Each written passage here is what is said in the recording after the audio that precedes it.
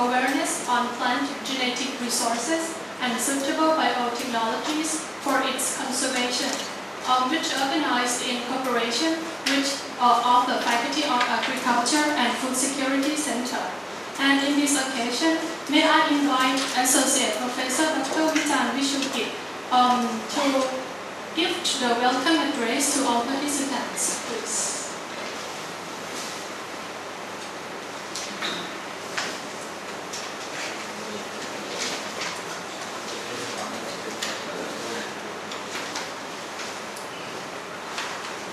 Good morning, with Dr. Sunday Steinmarker, Associate Dean, Associate Director, faculty staffs, and distinguished guests, and all participants. It's a great honor for me to be here with you on the occasion of the course on public awareness and plant genetic resources and sustainable biotechnologies for its conservation, which aims to acknowledge all of you in many aspects. Plant genetic resources are vital to human life. Plant genetic resources are related to us in everyday life. However, we, mankind, seem to overlook its importance and lead to wide destruction of the most valuable resources. It is a good chance for you, especially the students, in experiencing this topic with practical work that can be adapted to be used with your work and research. Moreover, it is our great pleasure to have an expert to be our guest lecturer here, Dr. Douglas Andre Steinmarker has expertise on plant genetic resources in the Amazonian region, the world's most richest in biodiversity. He is very keen on providing and sharing his knowledge and experience to all of the participants. We strongly hope that during your stay in Thailand, you will gain not only knowledge through this session, but also good experience and memorable moments in Thailand. I wish you have a great success and nice time in Kesesa University. It is an appropriate moment to declare the opening of the seminar and workshop on public awareness on plant genetic resources and sustainable biotechnologies for its conservation. So thank you.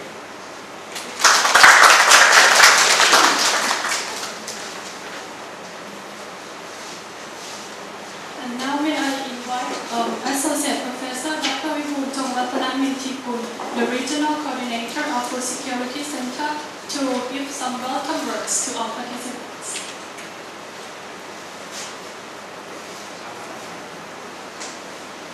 Associate Professor Dr. Vichan, Dean of Agriculture, Associate Professor Dr. Yong, and Dr. Douglas.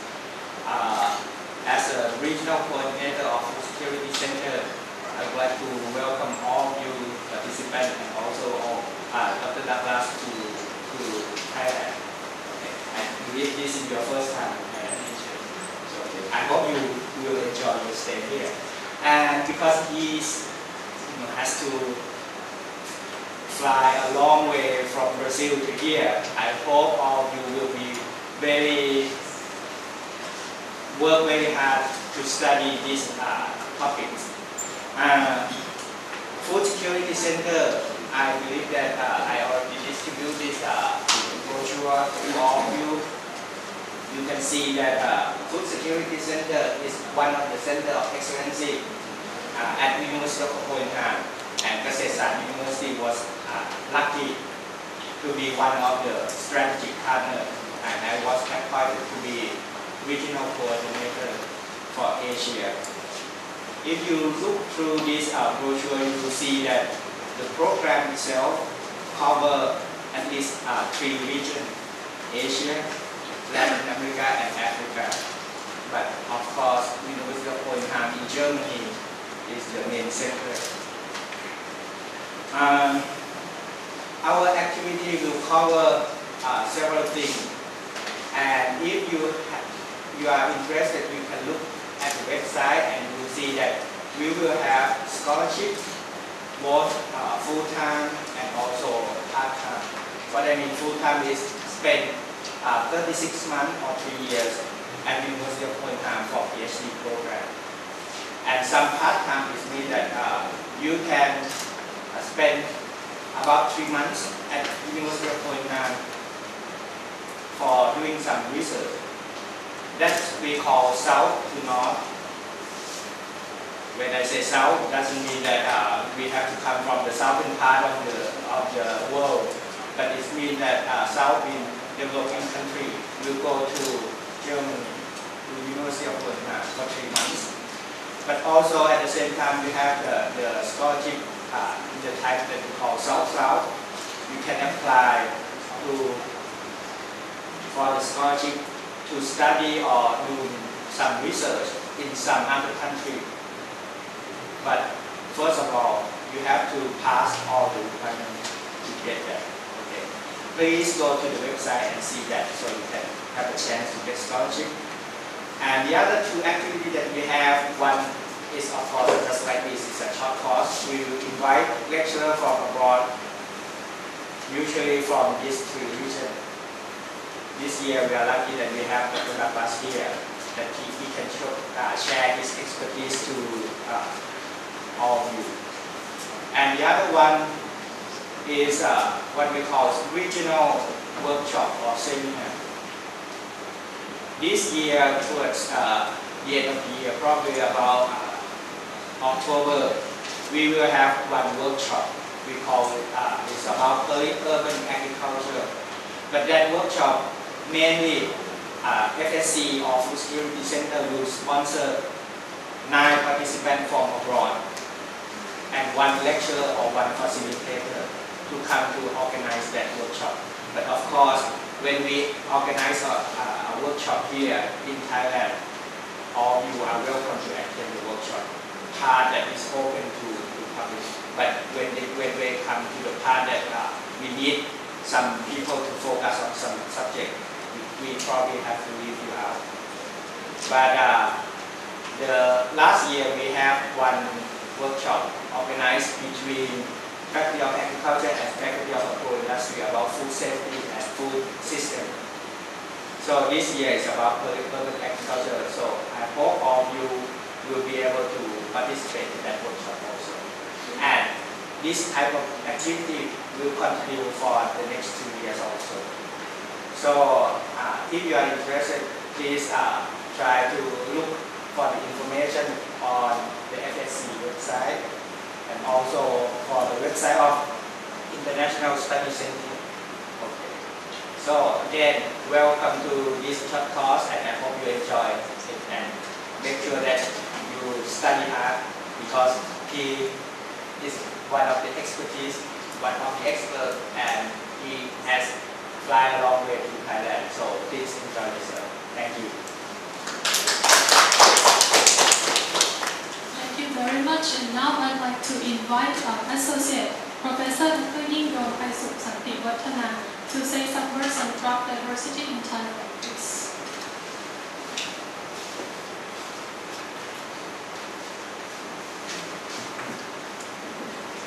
Good morning. Associate Professor Wipum, Dr. Douglas, our guest who is traveling so far. I will promise that I am not going to travel to Brazil because more than 24 hours on flight I cannot tolerate. Okay. So Ajahn Salaka from Botany Department who is kindly attend this class for after I make a call to the last Friday. And students, I have to apologize, especially for the students that those who are coming from tropical agriculture program.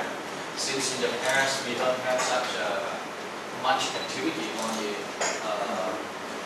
seminar or a workshop like this year. So I promise that in the future we are trying to arrange more and more of this kind of program. Anyway, since we are going to talk about it, germ plasm, I'm sure that everybody has already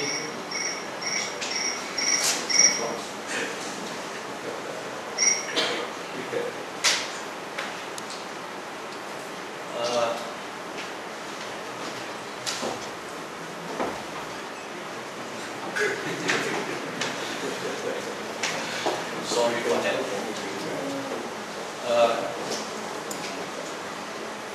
Anybody has not yet depend your life on your present this morning.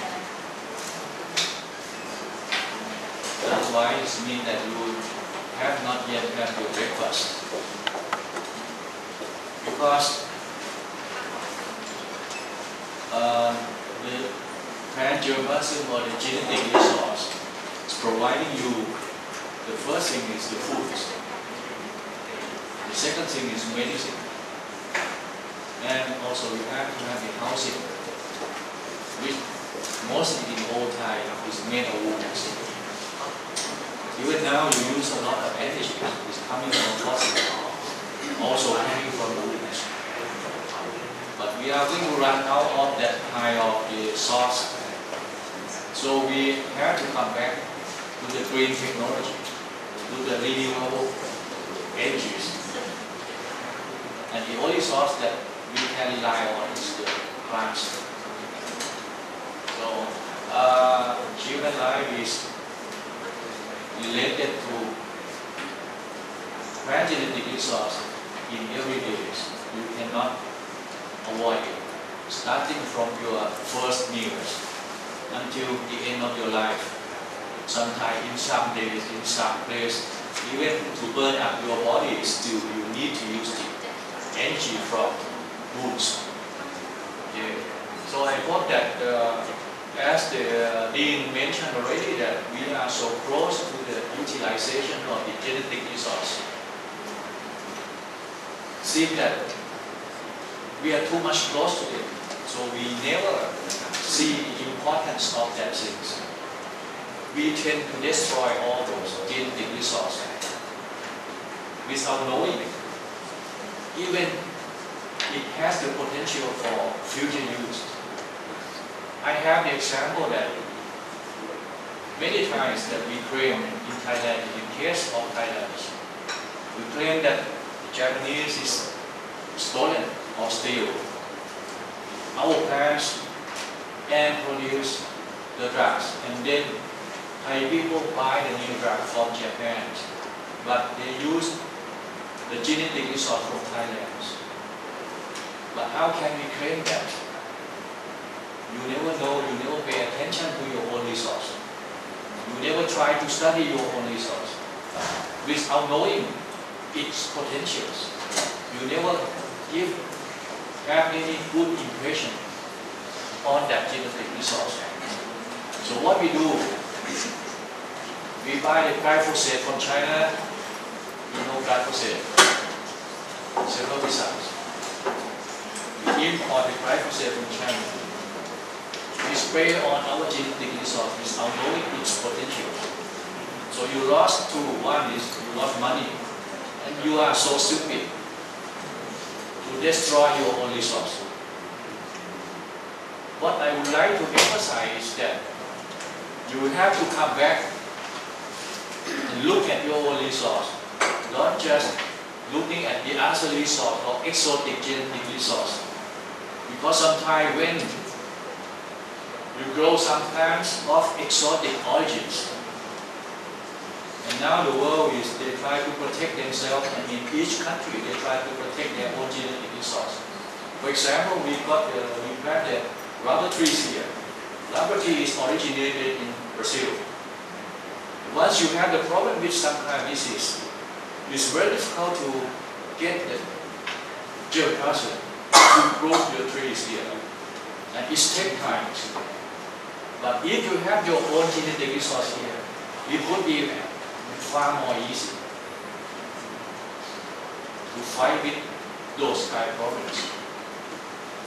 Another example that I could give you this year, coconut trees. I don't know if you have heard about the coconut plantation in Thailand. We are the major export of coconut milk. Because we have our big plantation of coconuts, we have our own production, we have our own plantations.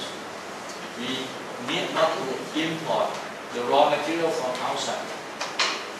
But this year we have the problem with the beetle, the Thai beetle that eat up the leaf texture. And it's widespread within 1 year.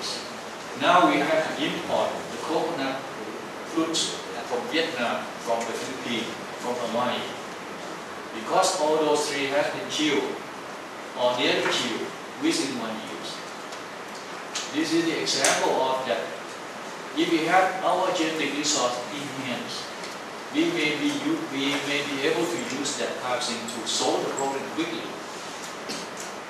Okay, so, and another example is that in Thailand, or maybe you can look back in your own countries, you see that the economic vegetables or the economic crops that you grow in your own countries. Do you know that?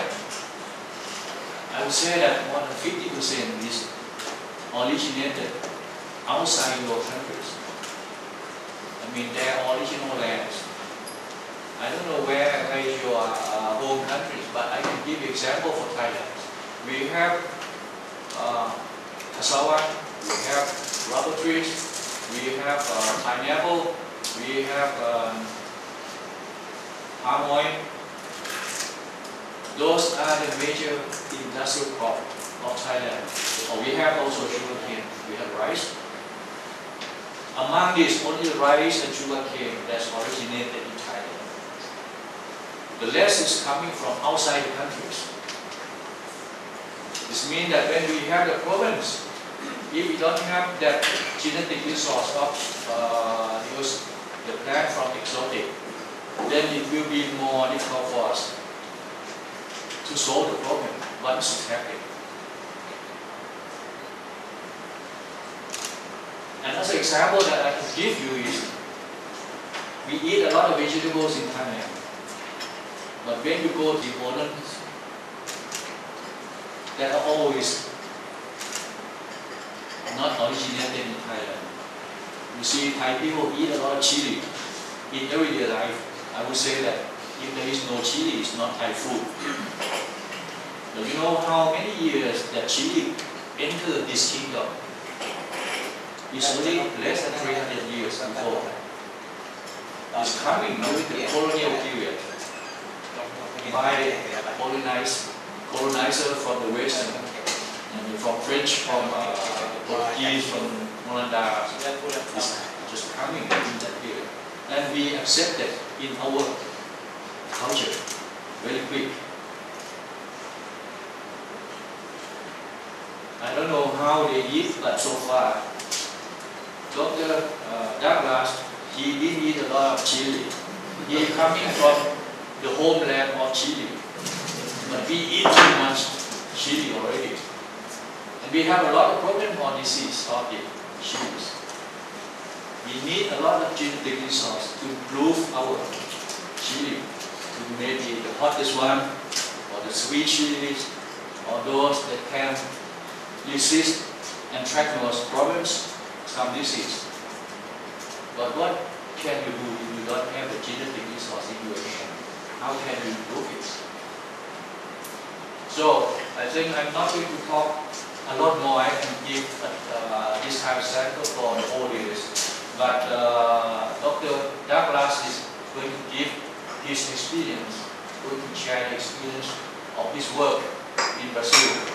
Especially he may have some case study of some new plants that might be of interest to your countries, that you can ask him for bring it back to your own countries and new crops for your countries, if it is possible. So I hope you, during the class for the 5 Fridays from now on, I hope you will get a lot of knowledge, a lot of experience from him. But I'm sure that you also have your own experience, your own knowledge, your own local wisdom that you can share with him or with us during the class. And those students who attend this symposium, and if they want to, those from the program Tropical Agriculture, Master or PhD, if they want to get the credits, please tell us before. Please notify us in the front desk or during your registration. We might be able to arrange some class that you can register later. But provided you have complete all the requirements, this means that you have to attend both lab and lectures, all periods, no missing. Then we can arrange. And submit the paper. And what is going to assign your work. Okay, thank you very much for attending this class.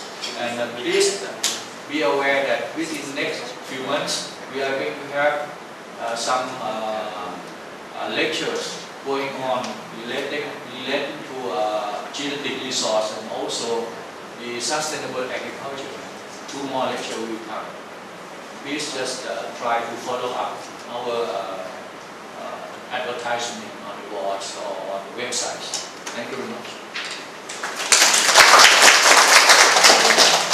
Thank you very much. And right now it's time for our guest lecturer.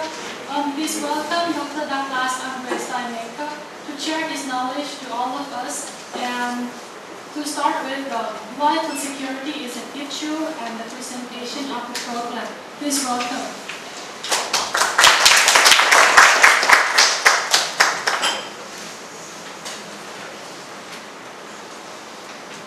Good morning, everybody. And yes, I just would like to give a welcome word and then start with the presentation. First of all, I would like to thank you, Professor Ibu, for the invitation, for giving me the possibility to talk a little bit about my experience, and of course, also learn from your side, your experience, because this is one of the goals from this exchange, to exchange also knowledge. This possibility started when we met in Uganda, in Africa, last year, when I was invited to give you this workshop. And this will be a very full program. But we are going to try to do this very comfortable and try to share a lot of experiences. In this part today, I intend to give you a panoramic view of the whole concept, because we also realized from the speech from Professor Yu that the conservation of genetic resources here or there is of main importance to solve the problems. And it's not only to solve the problems, but also to give value to those genetic resources. In the case of chili, coconut, and and some examples that I will also present to you. And surely you also have your own examples from your own company. This is also a very interesting point that I'm quite excited that we have a lot of different cultures now here in this room. So it means at the same time a lot of different experiences, which will also make the whole workshop much more interesting for all of us. So I would start with the first class.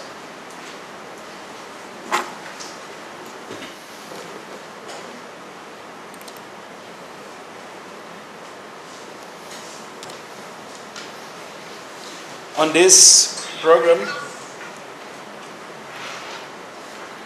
or this workshop called Public Awareness and Suitable Biotechnologies.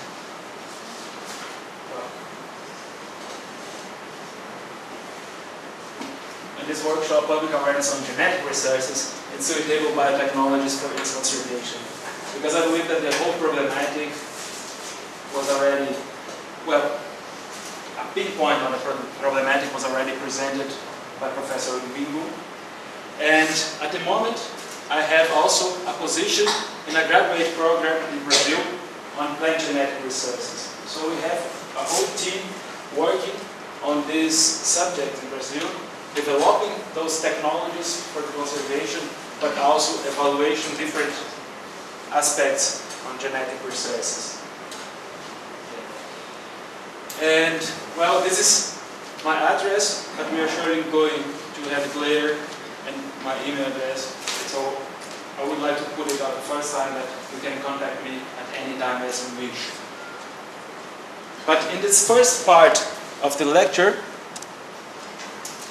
I would start to present or start a discussion why food security is an issue, and at the end present the program for you. But in this first slide here, I already presented one plant. This is a palm tree.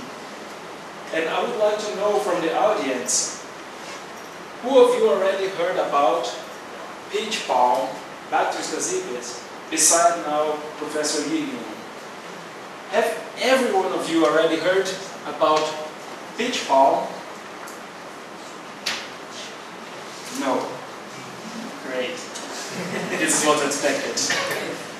Peach palm is a palm tree domesticated or with full domesticated populations in the Amazon or the Amazon biome in South America. This palm tree was domesticated for the wood, but also later used a lot for the fruit. The fruit has a large, high amount of starch, which can be used for a lot of things. And that's why I put it here already on our first slide.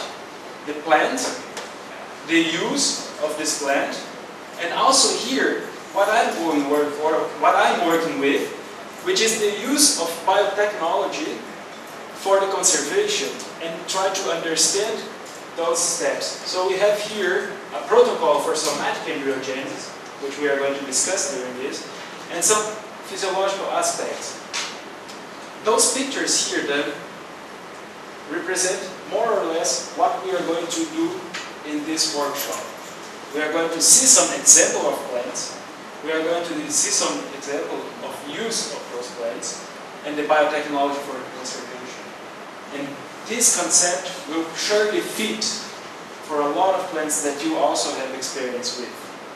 Okay? But now, let's try to discuss a little bit more about why food security is an issue. And according to FAO, food security refers to availability of foods and the access of food to the people. And a household, a home, a family, a community is only considered food security if everyone or every occupant don't live in hunger. Don't have hunger. So it is a huge challenge to this point to fit this food security here. And it will exist when all people at all the time will also have physical, social, and economic access to sufficient, safe, and nutritious food to meet the dietary necessities. So everyone must have access to this food security, to the quality of this food, and it includes a minimum of the ready availability of nutritionally adequate and safe foods, and the capacity or the compatibility to acquire these foods.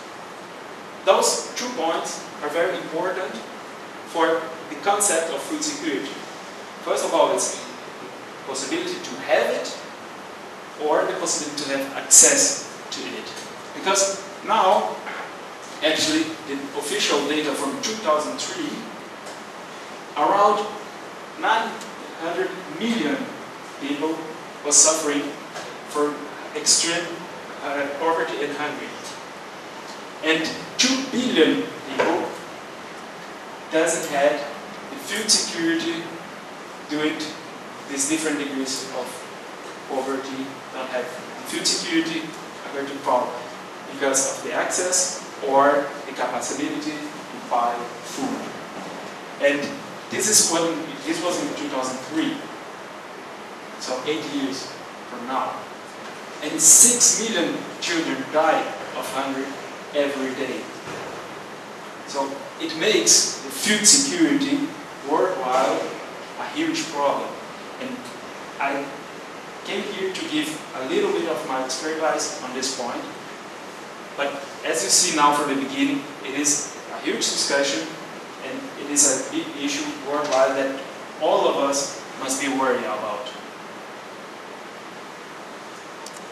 So, but in a whole concept then, what we can see is that food security is related to the availability of food, to the access of food, to the utilization of food, to see how prepared. Well, it was also the case of, well, the China got, the Japanese got the genetic research from Thailand, but they produce in another way, in a different, they recognize, they utilize.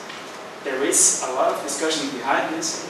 When Professor Ying mentioned that I could take to Brazil some of your genetic research as well, we are going to discuss on this point as well. It is not that simple, but those concepts here, availability, access, utilization, and stability on food are the needs and goals of food security. And this has extreme consequences on this for the community of the people, because first of all, of course, is the growth and development of the human being. It's related to the food and the energy. We all have to eat at least 3 times a day. And here, for the people health, undernutrition is also a really huge problem. And this is also a very point directly to us. But it also has another consequence regarding to the environment. Because only for the food production, only with this point, food production, we can also destroy the environment and the biodiversity.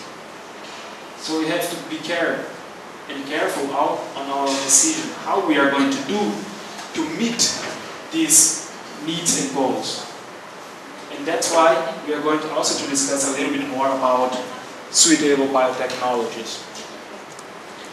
But besides food security, we also have food safety, which is related then to the handling, preparation, and storage of foods to prevent foodborne illness, regarding to the quality of food. And it has a lot of rules that need to be followed to bring a new kind of food or to bring traditional foods to the market. It's not so simple because now they realize that food can also transmit disease. And as well, work as a cultivator for the growing of bacteria and has a lot of contaminations. So it brings also a lot of rules on this channel for the food production. And there is also, on these developed countries, stricter rules for what we have to do to produce food. While in several developing countries, we have already simple problems. For instance, the quality of water to prepare food. So we realize, and then to meet these rules, FAO also had a special bureau for this called Codex, developed in the 60s, to make guidelines how to produce food and what have to be there and what we are going to do to ensure these fair trades on the food channel or the food chain. So we see that behind the word food, we have a lot of rules to follow. We have a lot of protocols as well. And it makes this point, these rules are quite restricted. This makes it a little bit more difficult to bring new plants, for instance, in another market. It is not so easy to produce a fruit here and then suddenly put it on the market because the food tastes good. We are going to put this new product in the European market. No, we have all those street food. So the food world or the food chain has a lot of consequences behind, or a lot of details that we have to be worried about. And in developed countries, we also have a lot of rules. Okay, another point, interesting point, sorry for that. Another point is that even with the strict rules, there is some problems sometimes. We all heard about the cucumber problem in Germany, that the E. coli bacteria was supposed to be in this cucumber from Spain and Holland, and it was a huge problem there.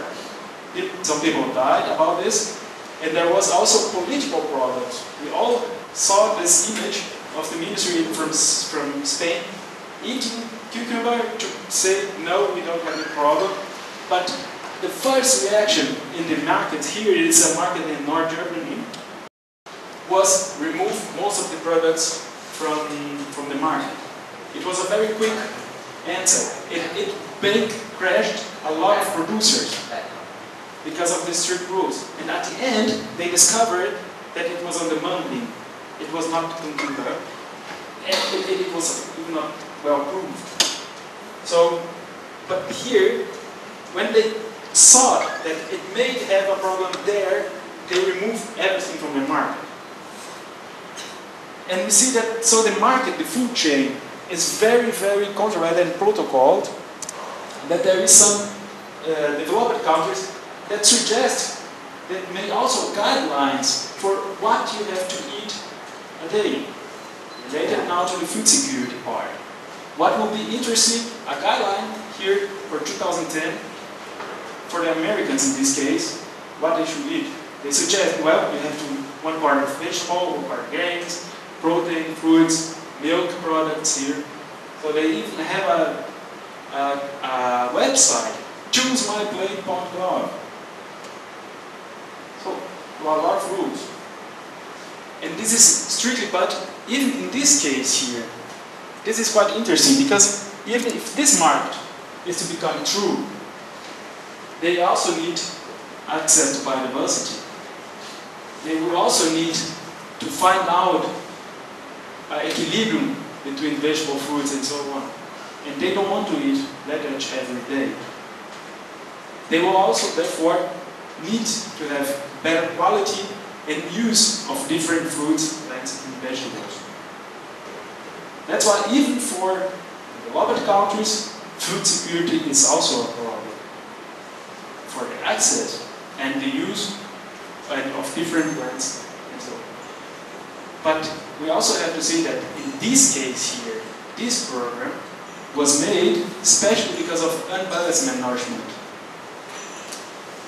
Because of overweight problem there. They have a lot of health problems because a lot of certain part of this here are missing in the menu that they eat every day. So this is also a food security problem. But on the other side, what we see mostly every day is these contracts between some countries saying what you should eat, what you should buy in the supermarket, what you already have there waiting for you, and a lot of newspaper telling us mostly every day regarding food prices, regarding access to food, and especially food prices. Here, if you see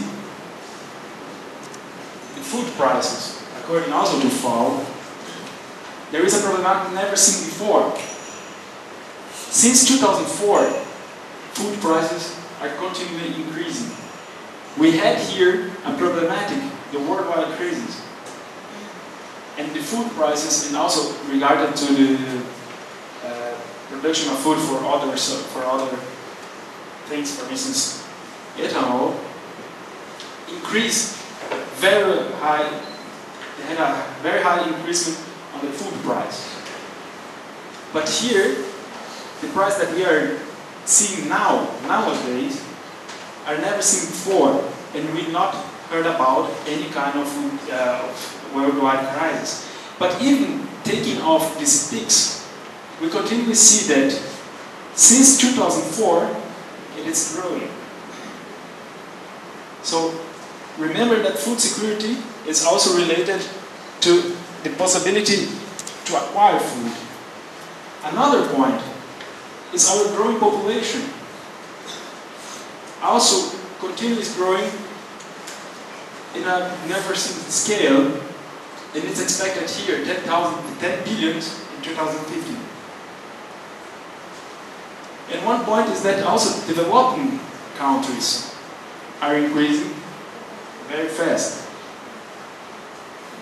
And while the developed or industrialized countries, also don't like this, relations, are quite stable. But this is also because we have to see that if one country has 1% growing rate per year, it will take 70 years to double the population. If one country has 4% growing rate per year, it will take 17 years to double the population. And the natality rate in the developing countries is much higher. So that's why it explains certainly this growing part here of the developing countries. And this is also a question of food security. This continually increasing population of the world. And this is, of course, the first one problem related to the food security, that we have several countries with a lot of problem of hunger. And most of them, all of them are these industrial developing countries. And there is only few of them, they are on the green area, so to say, that has less than 2.5% of hunger.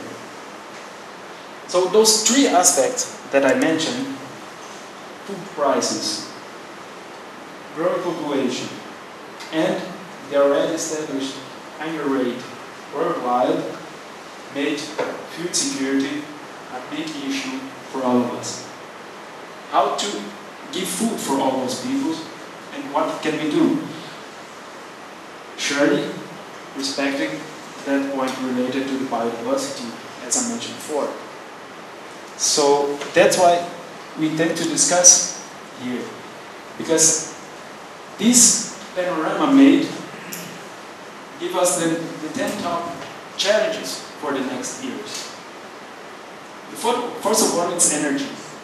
That we need to have energy for producing, for the household, for everything. The second one is water. It's also related somehow to the biodiversity conservation because of the river and sweet waters. The third one is already food. And this is also a very interesting point for you. I hope that you also see this challenge as opportunities for you as students, as opinion makers, that you are going back to your home country later and may also have this point as a possibility. I personally have the possibility through this project to come to Thailand to talk to you about this area. So please see this personally as an object for your life, as a goal for you, because in the next few years, well, it is already one of the challenges, especially because of this point. In 2003 we were 6 billion. Today we are already 7. And again, in 2050 we'll be about 10 billion. And we all need this sustainability, the efficient, cooperative, and strong environmental appeal. Those are here the points that we have to take care of and pay attention to try to develop, to attend to those points here. And also to the challenging points, we see the fourth point is already the environmental and fight the poverty. Those are related to the Millennium Developmental Goals, which is also one of the points here, education. also related to our program here. And we see to this point that to the biodiversity or food security already walking in this direction for sustainable biotechnology, that we have a map of human distributed areas related to the growing population, as well here to the concentration of people on specific areas. And this concentration of people is also changing very fast and very hard our biodiversity and the form that we are handling with this. Regarding to this growing, we also have a kind of differences in this growing rate of the population. We see here the growing rate for the more developed urban people are stable since the last 50 years. The rural one, it's also, well, this is from FAO, and this, what they consider less developed rural population, it's also increasing, but quite stable. While here the less developed urban population is growing very fast. When we see here in the 15 years, it was only a part of the population living in cities. And here we have a huge part already here in 2010, 2011. And the perspective, it has increased even more. So this is also a point that we have to handle with. This urbanization, has been seen as one of the major forces of this biodiversity change and food security problem. And it's not exactly a huge problem. We cannot suddenly maybe go back to the rural areas and have our own farms. There is already some alternatives. For instance, here a book called AgroPoints, which suggests the use of agriculture in urban centers, or also in Korea, that they talk about vertical agriculture, making buildings for producing food. But it was also some alternatives, small one in comparison with the use of the biodiversity that we are trying to discuss. So, urbanization is not a huge problem. It would need different politics, especially on the consumer politics later. But here, because we see that the population is increasing, we already saw this.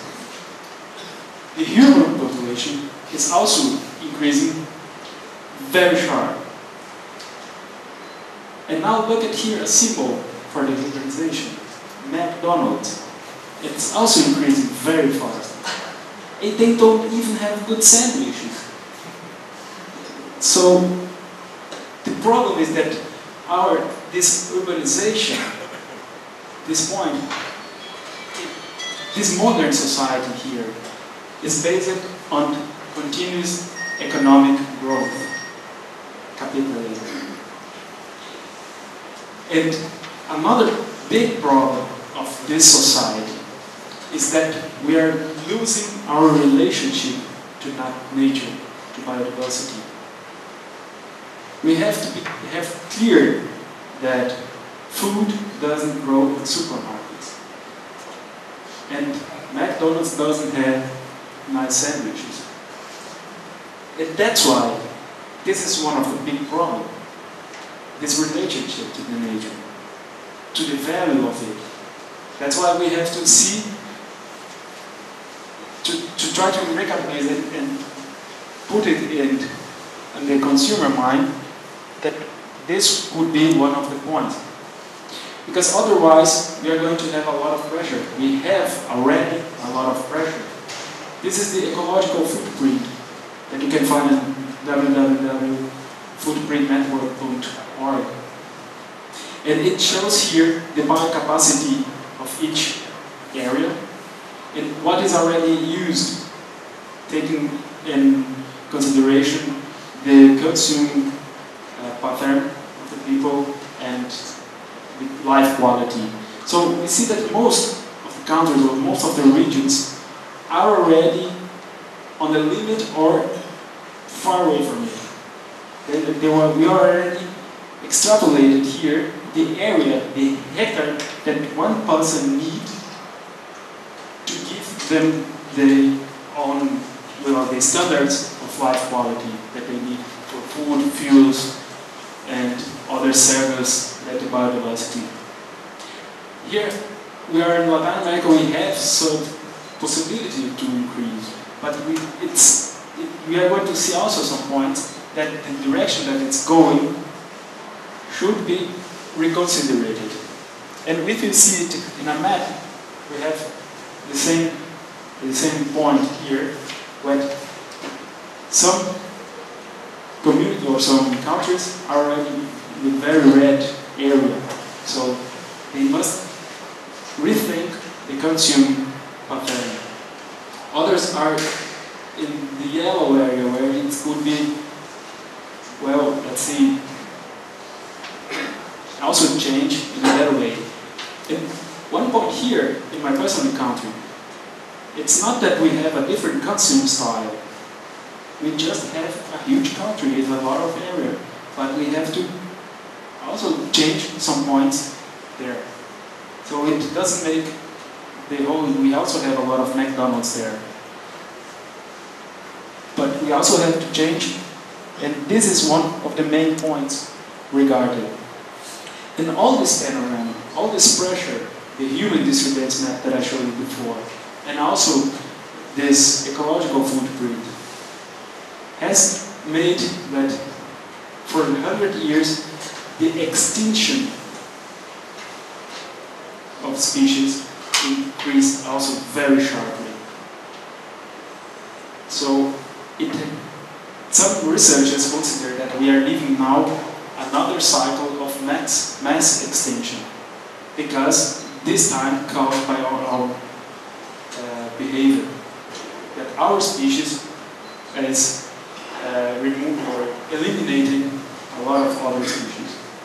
But besides this extinction, which is also a huge problem, we must be worried about genetic erosion from the genetic resources that we don't use.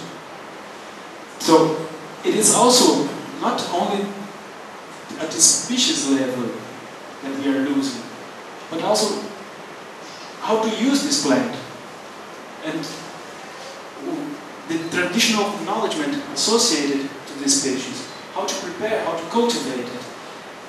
All those informations that we are losing just for not using a specific plant. So this brings a lot of genetic erosion, especially at local cultivars and land races, related to this modernization, or to this point that we lose every aspect around a specific species or also a specific population. And this genetic erosion may occur for different reasons. One of them is habitat loss. Well, of course, they lose home. Especially, this is also one of the points for the huge extinction rate because of the human pressure on different biomes. But also here, the genetic use caused by lack of use and interest. People don't want to know more about a specific plant. A lot of researchers see several plants as not useful for science, or something similar. And I also recall my question: how many of you have already heard about beach palm? Only an example. But there is also a problem linked to the institutional political issues, that we don't have long-lasting political interest, or not interest, but action, political actions, to bring or to protect those small or minor crops. Cultural changes. It is also a very important point for this genetic erosion, because we are becoming modern and even more modern. These environmental changes, because then suddenly this plant cannot grow anymore there, or the modernization. It will also be a consequence for the genetic erosion. And for the conservation point, what is also cause for genetic erosion, it's very small collections. In this case, I said the seeds collection, but we can also see later regarding other conservation problems that is also to restrict it. And when we have a new problematic, we don't have or access, or we don't have the genetic resources. So it will also may cause, for instance, the problematic that Professor Yinium cited regarding the coconut. Well, there is, I'm not sure which kind of problem it was. I believe there was an insect that was attacking the coconut plantations in Thailand. So it is certainly a new problem, and we need access to genetic resources to resolve or to go further in this problem. So this genetic erosion, it is a huge problem, and this is here an example with the peach palm, which was the only domesticated, well, it is an Ericaceae, the palm family, and it is cespitose plant, which has offshoots, okay, like banana, for instance. And it has a lot of spines on the stem, but also some spineless mutation, which allow the market. And it was the only domesticated palm species in the new tropical America. So the indigenous people, before the contact, had already domesticated populations for this. And just here to show you that the selection for the indigenous people, it has the Bacchus variety. Shishagui is the wild type, and the fruits are from 0.5 to 10 grams, very small. And the domesticated or the cultivated form for 10 to 120 grams. So here as a contrast to show you. And from this palm, as I already showed in the first slide, it is from the Amazon biome, widely distributed here in the Amazon basin, and also in Central America some populations, because the indigenous people carried all over it, even before 10,000 years. And it has also, what we saw in the fruit way, a lot of genetic variability, especially caused by this geographic distribution here, and the presence of self-incompatibility. So we have different selections, different growing areas, and the plant don't cross with themselves. The results here in the fruit, different size, colors, and form of the fruit. A huge genetic variability. And this fruit can be used here for when cooked for the direct consumption. It must be cooked because of calcium crystals present on the fruit. If you're going to eat it uncut, raw, it will pick your tongue.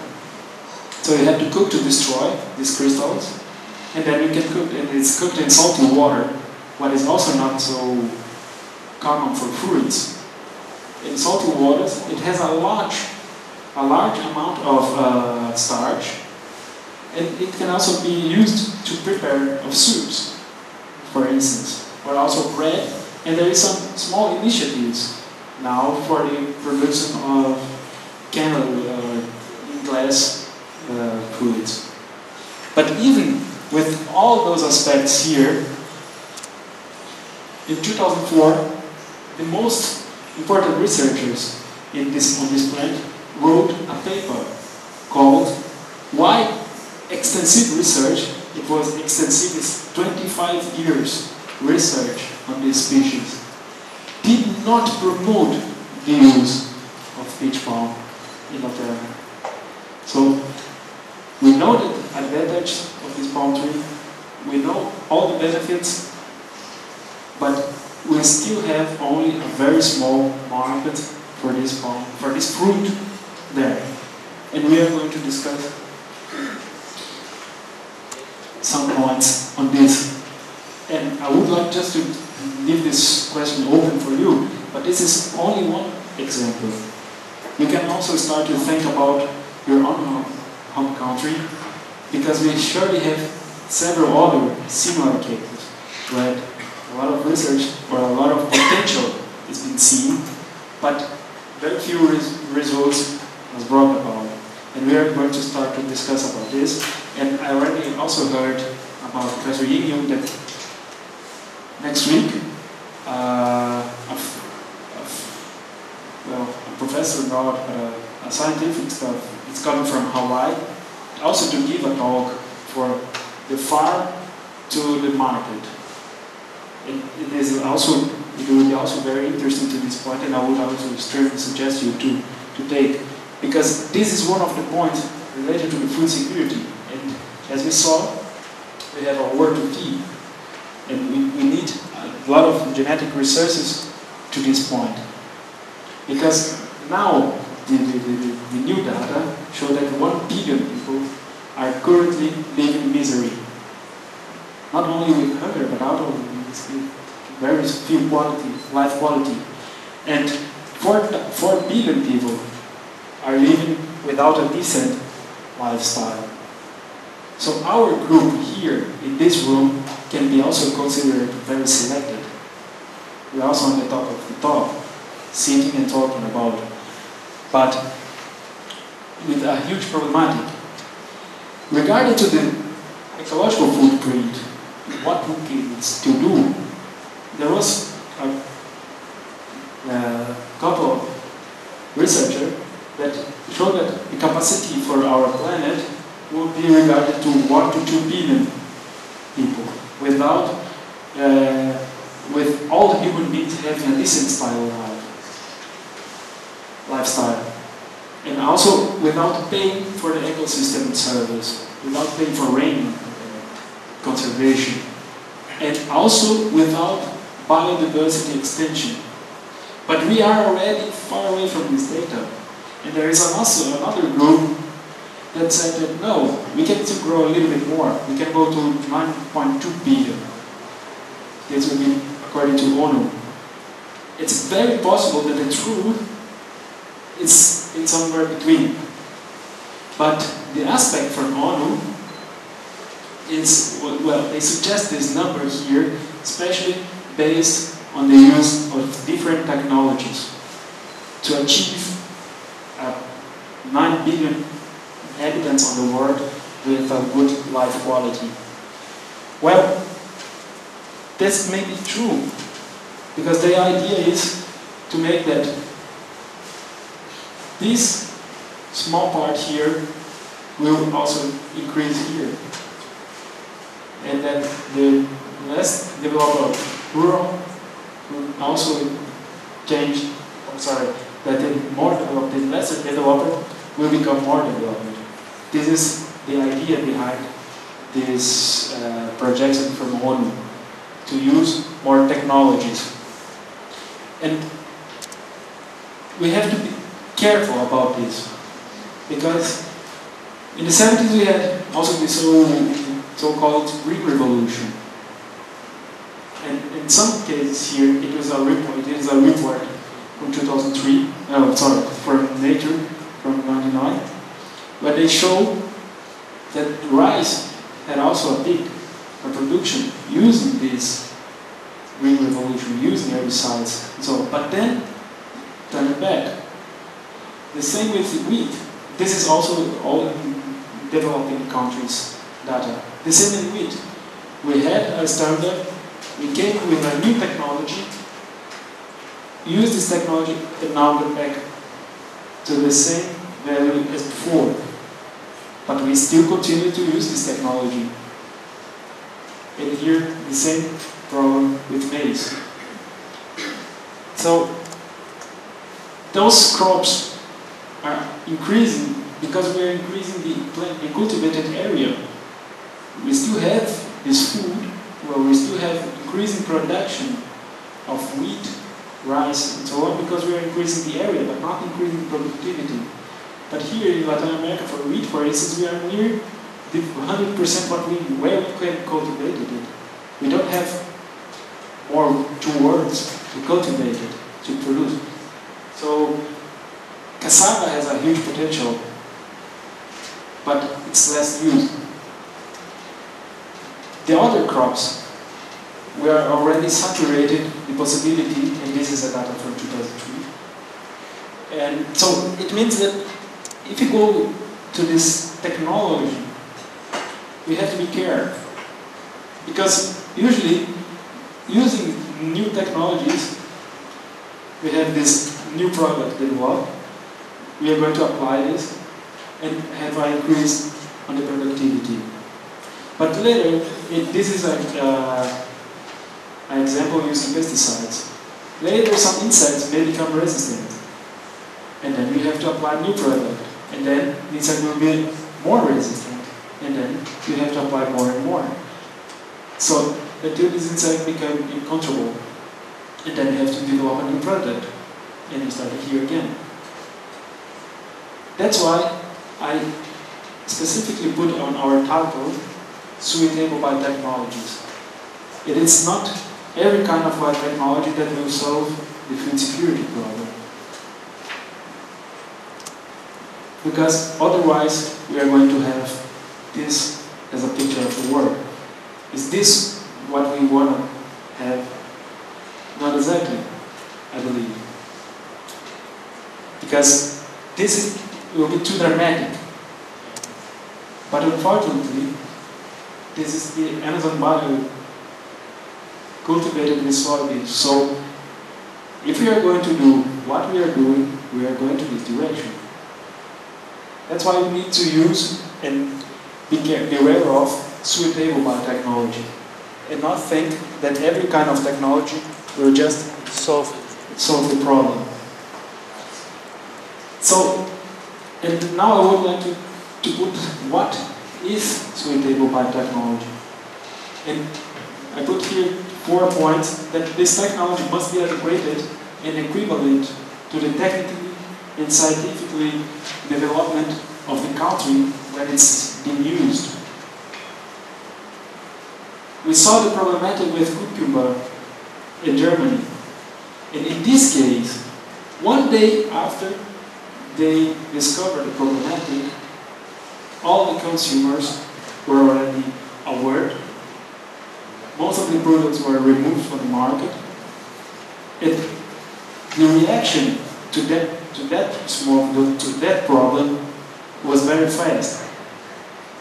So we have to think about if another technology brings another kind of problem, how fast and how adequate we can respond to this in our home countries.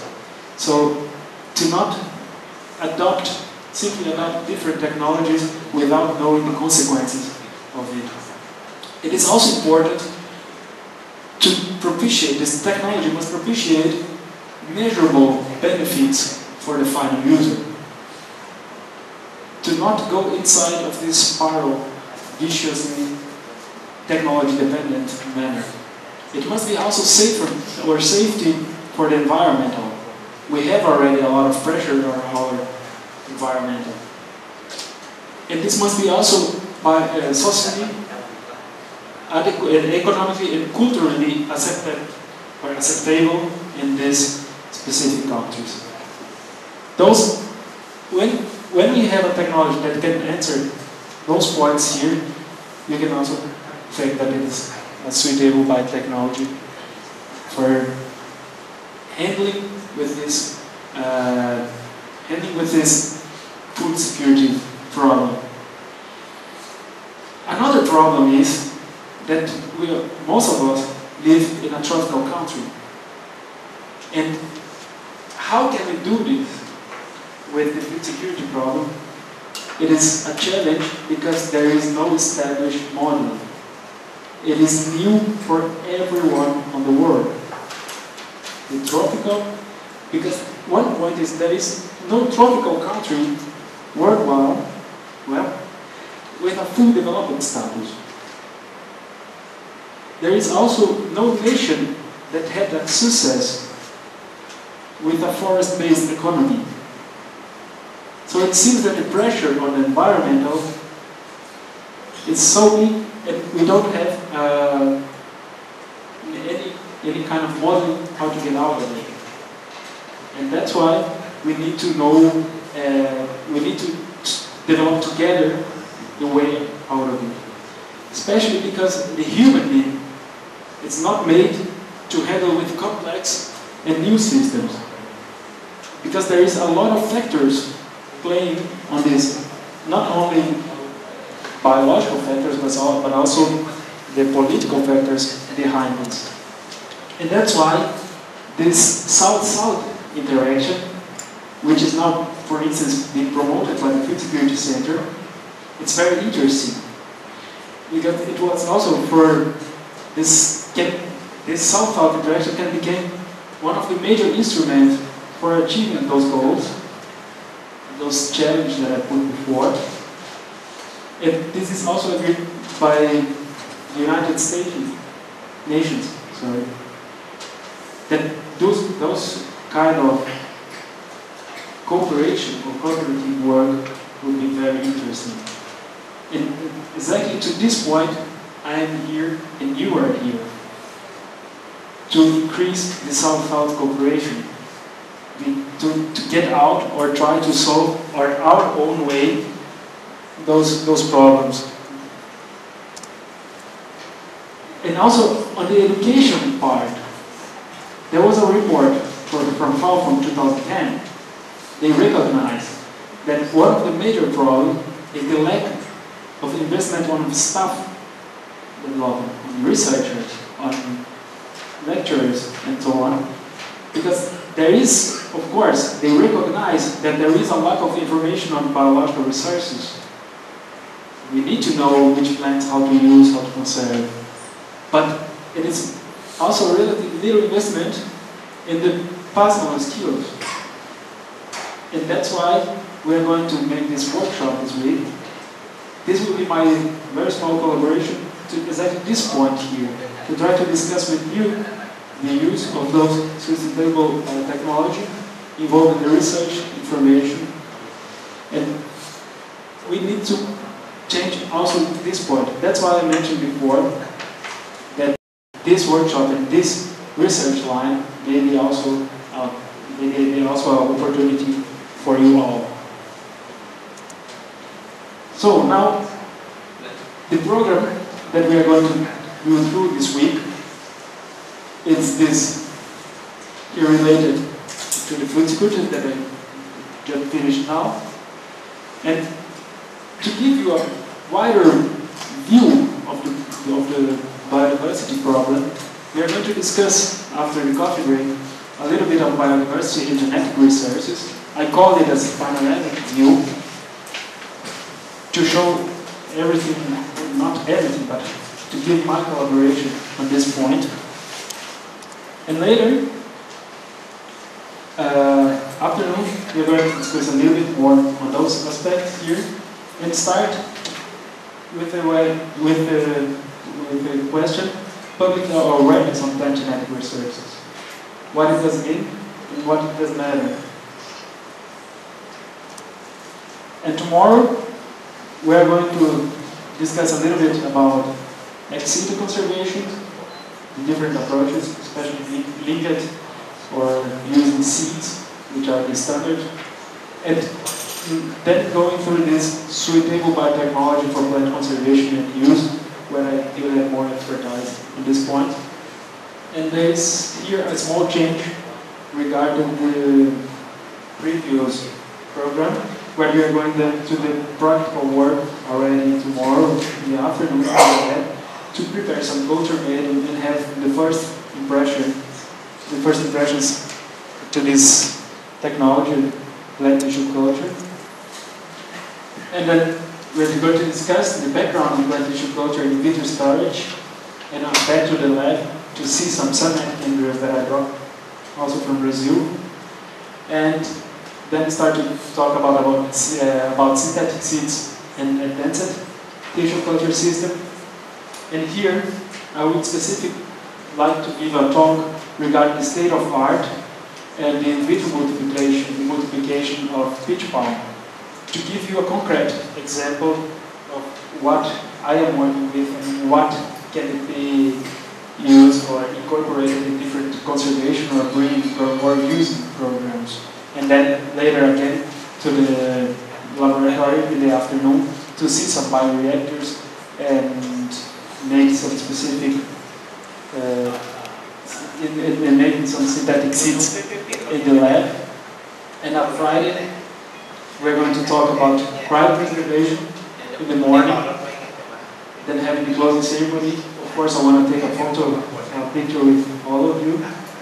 And in the afternoon, we are going to visit the National Gene Bank for rice conservation to also see this here in Thailand. So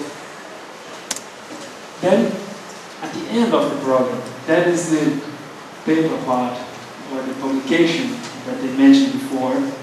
I would also love to have a feedback from you in a writing form. And my proposal would be that each student give us 6 pages, it is not too much, manuscript for the use of some specific plants.